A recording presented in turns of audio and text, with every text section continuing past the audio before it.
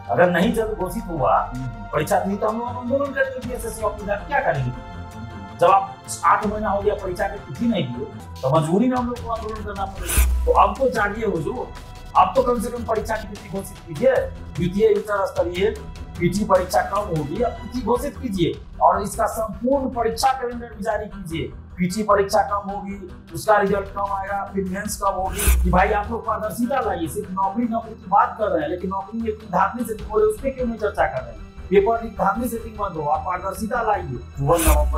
नवंबर में फॉर्म भरा गया, अक्टूबर में से वैकेंसी आई थी और जो 8 महीना से ज्यादा बीत गया। सब एडिट का मौका शुरू में आपने दिया, उसके लिए तारीफ करते, लेकिन थोड़े बहुत साल भर आपके रीडियो करवाते रहिए या डॉक्यूमेंट से अपलोड करवाते रहिए। अमरिंदर कुमार को मेंबर बनाया गया है, जो वहाँ के ईमानदार कर्मचारी होंगे, ईमानदार अधिकारी होंगे, तो कैसे काम करें? जो बेईमान होंगे तो उनके लिए तो अच्छा हो गया, जो वहाँ बेईमान अधिकारी कर्मचारी उनको तो बहुत बढ़िया हुआ। वो अमरिंदर कुमार के साथ मिल गया, वो लोग खूब फर्जीवाड़ा करेंगे, पैसा लेके करेंगे। लेकिन जो ईमानदार अधिकारी हो तो डर से, अब फंसने के डर से बहुत काम भी नहीं कर पाते होंगे, तो अस्थायी अध्यक्ष नहीं है। उसके बाद देखिए कर्मचारियों की भी कमी है, वहाँ शायद 33 या 37 कर्मचारी रहना चाहिए सरकार के अनुसार, ये दर्जन से भी कम है, लेकिन वहाँ 7-8 ही चाहिए, 8 या 10 जो। देखिए अखबारों में तो सरकार का विज्ञापन पहले भी आते रहा, खबर आते रहा कि 1 साल में इतना बहाली करेंगे, वो हर एक 3 महीना पे आते रहता है। हम लोग आज से 2010 से देखो और बीएसएससी का भी 4 साल तक वैकेंसी आते रहा। आया 2022 में जब हम लोग आंदोलन शुरू किए तब तो ये चलते रहता है।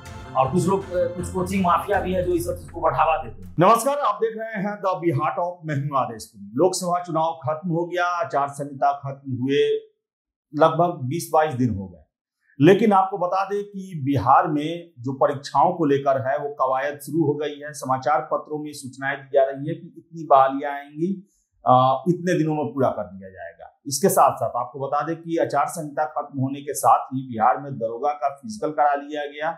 सिपाही भर्ती के लिए अगस्त में जो है वो कार्यक्रम तय हो चुका है।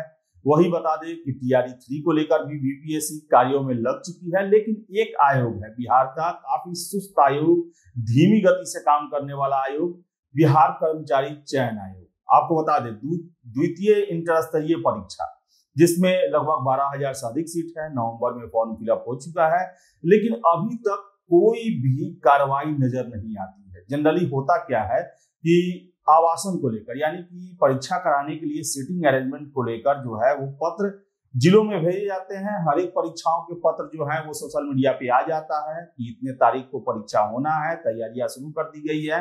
अन्य आयोग के भी पत्र अभी भी वायरल हुए हैं, लेकिन बीएसएससी की तरफ से ऐसी कोई भी सूचना जिलों को नहीं दी गई है। और इतिहास जो है बीएसएससी का आप देख ले, प्रथम इंटर स्तरीय 8 सालों में हुआ। फिर से आपको बता दें कि CGL 1, 2, 3 जो है उसमें लगभग 10-12 साल लग गए तीनों को पूरा होने में।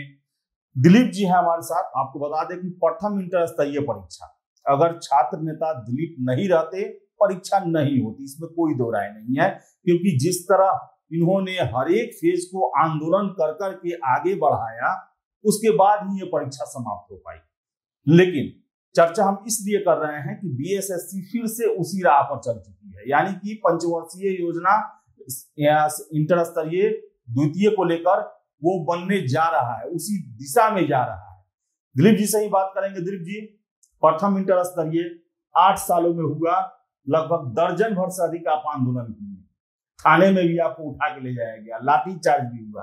क्या द्वितीय इंटर स्तरीय भी आपके लिए वही चैलेंज बनने वाला है? क्या इसके एग्जाम के लिए भी आपको आंदोलन करना पड़ेगा? देखिए, जिस तरह का बीएसएससी का रवैया है उसे तो लग रहा है कि प्रथम इंटर स्तरीय की तरह इसमें भी अब हमको पुलिस की लाठी खानी पड़ेगी, थाना जेल जाना पड़ेगा। क्योंकि आप देखिए अक्टूबर नवंबर में फॉर्म भरा गया, अक्टूबर में से वैकेंसी आई थी और तो 8 महीना से ज्यादा बीत गया सब, और अभी तक परीक्षा कब होगी ये भी आयोग जो है जारी नहीं कर चुका है। पता है, संभावित महीना बता देना, संभावित महीना का तिथि नहीं तो कम से कम सप्ताह बता देना, वो भी महीना तक नहीं बता पाया कि संभावित हम इस महीने में परीक्षा देंगे। केवल सुधार के लिए बस हर एक 4 महीना 5 महीना पे कुछ ना कुछ ये किया जा रहा है कि एडिट कीजिए तो ये कीजिए, वही चीज आप एक बार भी क्यों नहीं कर दे रहे? और अब तो सारा चीज हो चुका है, तो कम से कम परीक्षा का जो होता है संभावित तिथि घोषित किया जाए ताकि उसी अनुसार स्टूडेंट भी तैयारी करे और आयोग भी अपना काम करे। लेकिन अभी तक तो परीक्षा लेने के मूड में भी नहीं, जैसे लग रहा है कि फॉर्म अपना भरते रहो, उसमें एडिट का मौका देते रहे, एडिट चलता रहे। भाई ठीक है, एडिट का मौका शुरू में आपने दिया, उसके लिए तारीफ करते, लेकिन ये थोड़े हुआ कि साल भर आप एडिटे करवाते रहिए या डॉक्यूमेंट से अपलोड करवाते रहिए। यही डॉक्यूमेंट्स फॉर्म भरने के समय भी अपलोड करवा सकते थे, लेकिन देखिए फॉर्म भरा उस समय डॉक्यूमेंट्स अपलोड नहीं करवाए। अब 4-5 महीना के बाद वो कहते हैं कि आप डॉक्यूमेंट्स अपलोड कीजिए, और उसके बाद फिर कहते हैं कि भाई कुछ लोगों का डॉक्यूमेंट ठीक से अपलोड नहीं हुआ तो फिर से अपलोड कीजिए, तो ये हो गया। यही चीज आपको शुरू में कर लेना चाहिए। लेकिन चलिए, अब जो हुआ सो हुआ, कम से कम 8 महीना 9 महीना हो गया, तो अब तो जागिए हुजूर, अब तो कम से कम परीक्षा की तिथि घोषित कीजिए। द्वितीय इंटर स्तरीय पीटी परीक्षा कब होगी, अब तिथि घोषित कीजिए, और इसका संपूर्ण परीक्षा कैलेंडर भी जारी कीजिए। पीटी परीक्षा कब होगी, उसका रिजल्ट कब आएगा, फिर मेंस कब होगी, फिर उसका रिजल्ट कब आएगा, फिर उसके बाद जो भी इसमें आगे मान लीजिए टाइपिंग हो या जो भी हो, कंप्यूटराइज टेस्ट हो, स्टेनो हो, जो भी हो, इसमें बहुत तरह की बहाली है। जितने भी तरह के अलग अलग क्राइटेरिया है, मान लीजिए पिछला बार था फिजिकल भी था, प्रथम इंटर, लेकिन जो भी हो उसका परीक्षा कैलेंडर जारी कीजिए। सुस्ती का कारण क्या है आखिर? क्यों बिहार कर्मचारी चयन आयोग इतना सुस्त क्यों है, जबकि अन्य भी आयोग हैं? सिपाही का ही आप देख ले, डेट घोषित किया गया है। फिर से देख लें आप, बीपीएससी ही देख लें, बीपीएसएससी भी देख लें, जो दरोगा की बहाली करती है, फिजिकल ले चुके हैं वो, रिजल्ट अब हो सकता है तुरंत दे भी दें वो। तो आखिर बीएसएससी में ही इतना सुस्ती क्यों? देखिए, इसके पीछे कारण ये है कि बीएसएससी में शुरू से बहुत गड़बड़ियां हुई है। तो कहा जाता है कि अस्थायी अध्यक्ष भी नहीं, एक अस्थायी अध्यक्ष ने, मैं उसी कह रहा था कि अभी बीएसएससी का अस्थायी अध्यक्ष किसी को नहीं बनाया गया है। सामान्य प्रशासन विभाग के जो अधिकारी है उनको अतिरिक्त जिम्मेवारी दे दी है, तो बीएसएससी ऑफिस आते भी नहीं होंगे, वो क्या काम करेंगे, उनको कुछ पता भी नहीं होगा सारा चीज, तो बस एक काम चलाओ करके कर दिया। तो अमरिंदर कुमार को, जो बीपीएससी का पूर्व परीक्षा नियंत्रक है, उसको हम लोग हटाने की मांग कर चुके हैं। पेपर लीक, धांधली सेटिंग में हम लोग उसको मानते हैं कि उसका हाथ रहा है, संलिप्तता रही है, और उसके समय में 64वीं बीपीएससी हो या 56वीं हो, सब में खुलेआम धांधली हुआ है। खुलेआम डीएसपी की बोली लगी, एसडीओ का बोली लगा, पैसा वाले को पद दे दिया गया, और वैसे व्यक्ति को आपने बीएसएससी का मेंबर बना दिया, और अस्थायी अध्यक्ष भी नहीं है बीएसएससी का। तो संदेह तो हो रहा है कि जो लगभग 13,000 पद की बहाली है, और बीएसएससी सीजीएल 4 भी आएगी, तो पता नहीं क्या होगा, भगवान जाने अभ्यर्थियों के साथ क्या होने वाला है। सबसे पहले तो अमरिंदर कुमार को वहां से हटाया जाए, और बीएसएससी में अधिकारी कर्मचारियों की भी कमी है, तो अस्थायी अध्यक्ष नहीं है। उसके बाद देखिए कर्मचारियों की भी कमी है, वहां शायद 33 या 37 कर्मचारी रहना चाहिए सरकार के अनुसार, ही 1 दर्जन से भी कम है, लेकिन वहां 7-8 ही शायद है, 8 या 10 जो भी हो। और जब भी कुछ होता है देखिएगा, सचिवालय से कुछ कर्मचारियों को बुलाया जाता है, सचिवालय सहायक को बुलाया जाता है, उनके पास अपना संसाधन नहीं है। दरोगा सिपाही बहाली या बीपीएससी के पास अपना संसाधन है, इसके पास कुछ नहीं है, ना सरकार दे रही है। कर्मचारियों की भर्ती करती है, उनके पास कर्मचारी नहीं है। सोचिए कितने दुख की बात है, जो मैंने अन्य विभागों में कर्मचारियों के लिए वैकेंसी निकालता है, कर्मचारियों की नियुक्ति करता है, उसके पास अपने पास कर्मचारी नहीं है, तो बड़ा अजीब बात लग रहा है। तो अब अधिकारी भी वहां जो है 2-4, वो लोग क्या करेंगे, कितना करेंगे? कर्मचारी ही नहीं है तो क्या कर पाएंगे वो? और शुरू से इसमें रहा है सुस्तीपन तो रहा है, ये भी एक बात है, सुस्तीपन भी रहा है। तो सरकार को चाहिए कि जितना भी इसमें चाहिए कर्मचारी अधिकारी, इतना की आप नियुक्ति कीजिए। दिलीप जी, एक और चीज, आप पेपर में पढ़े होंगे कि पंचायती राज विभाग, कृषि विभाग, इन सभी में कर्मचारियों की जो बहाली होनी है, जिसमें हजारों हजार की संख्या बताई जा रही है, और ये भी कहा जा रहा है कि बिहार कर्मचारी चयन आयोग के माध्यम से ही कराया जाएगा। तो ऐसे में नीतीश कुमार जो 5 लाख नौकरी देने का दावा कर रहे हैं अगले 1 सालों में, बीएसएससी के इस रफ्तार से क्या उनका सपना पूरा हो सकता है? नहीं, बिल्कुल संभव नहीं है। ये तो पहले भी देखिए, अखबारों में तो सरकार का विज्ञापन पहले भी आते रहा, खबर आते रहा कि 1 साल में इतना बहाली करेंगे, वो हर एक 3 महीना पे आते रहता है। हम लोग आज से नहीं 2010 से देख रहे हैं, और बीएसएससी सीजीएल 3 का भी 4 साल तक वैकेंसी आते रहा था। आया 2022 में जब हम लोग आंदोलन शुरू किए तब, तो ये चलते रहता है। और कुछ लोग, कुछ कोचिंग माफिया भी है जो इस सब चीज को बढ़ावा देते हैं, ताकि सेटर सबसे कांटेक्ट हो और सेटर स्टूडेंट से कांटेक्ट करे, इस सब चीज के लिए वो लोग भी करते हैं।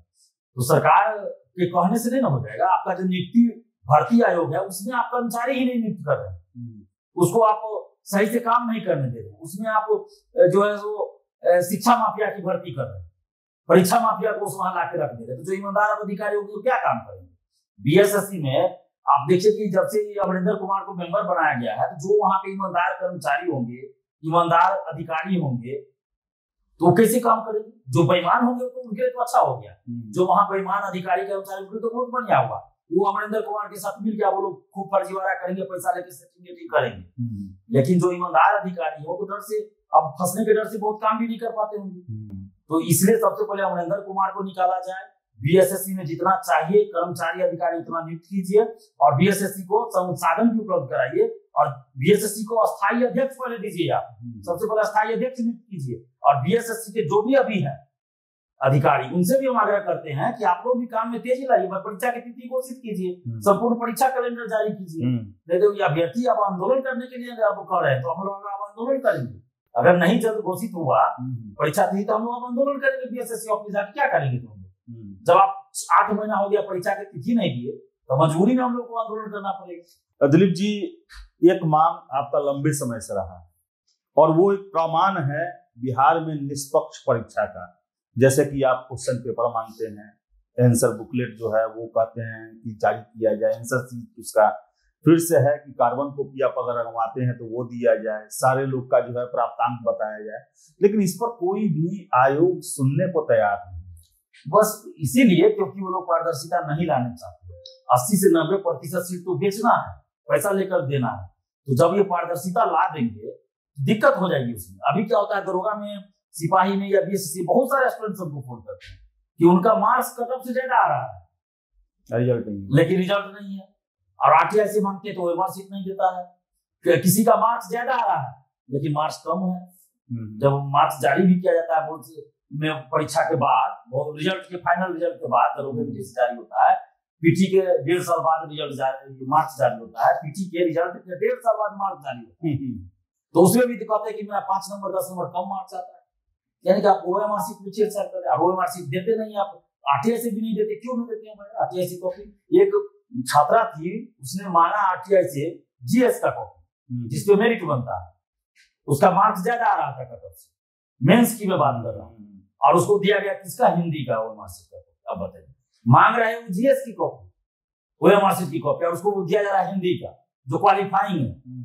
इसका मतलब सीधा सीधा कि आपने उसका मार्क कम करके दिया है, इसलिए आप ओएमआर सीट नहीं दे रहे हैं। और बहुत में तो ये भी करेगा कि एक गोला रंग के स्टूडेंट आया है और उसका 2 गोला रंग देगा, गलती हो जाएगा, जिससे पैसा लिया उसका सही गोला रंग देगा जो खाली छोड़ के आता है। यही सब खेल चल रहा है, इसलिए नहीं दे रहा। तो नीतीश कुमार जी से कह रहे हैं कि आप जो तेजस्वी यादव जी जब सरकार में थे, हमने उनसे भी कहा कि भाई मीडिया के माध्यम से कि भाई आप लोग पारदर्शिता लाइए। सिर्फ नौकरी की बात कर रहे हैं, लेकिन नौकरी में इतनी धांधली सेटिंग हो रही है, उस पर क्यों नहीं चर्चा कर रहे हैं? पेपर लीक धांधली सेटिंग बंद हो और पारदर्शिता लाइए। जब तक पारदर्शिता नहीं लाइएगा तो बहाली का कोई मतलब नहीं है। अभ्यर्थी के साथ अन्याय हो रहा है, पैसा वाला के नौकरी लग रहा है, जिसका फिर भी है पैसा है उसको नौकरी लग रहा है। ईमानदारी से 10% लोग मुश्किल से जा रहे हैं।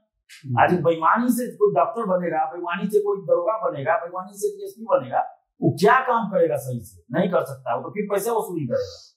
तो बता दें आपको कि बीएसएससी का मुद्दा है, और चूंकि हम खबर ये लगातार इसलिए कर रहे हैं कि छात्र अब परेशान होना शुरू हो गए। 8 महीने से फॉर्म फिलअप हो गए और कोई डेट नहीं दिया गया है, और छात्रों में ये चिंता सताने लगी है कि क्या प्रथम इंटर स्तरीय की तरह इसमें भी 7-8 साल लगने वाला है, क्योंकि बीएसएससी का चाल जो है, रफ्तार जो है, उसी तरफ चल रहा है जिस तरह इंटर स्तरीय प्रथम के समय चला था। तो गुजारिश है आयोग से कि संभावित तिथि बताएं और उस समय तक परीक्षा लेने की पूरी कोशिश करें, परीक्षा कैलेंडर लागू करें और छात्रों को निष्पक्ष और पारदर्शी परीक्षा के लिए जो भी उपाय होते हैं सारे प्रयास किए जाएं। फिलहाल इस वीडियो में इतना ही। वीडियो पसंद आए लाइक शेयर करें, हमारे चैनल द बिहार टॉप को सब्सक्राइब जरूर कर लें। धन्यवाद।